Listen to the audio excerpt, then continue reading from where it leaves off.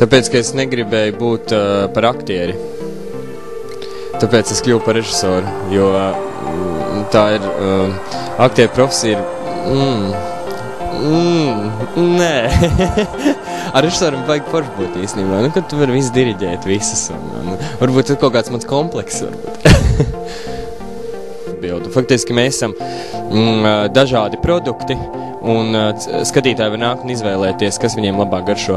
Un īstenībā, kur te jau režisors var sevi apliecināt, ja ne šādā festivālā, neviens jau viņu vēl uzreiz nelaidīs teātrī. Kultūras akadēmijas bufete man pārsteidza ar savu smalkumu.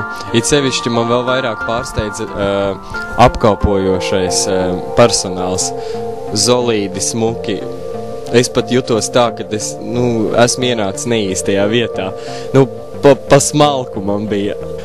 Man izrādē šogad ir Kucēni, Bilana Zbrļnoviča autore, serbu rakstniece, kas dzīvo Francijā.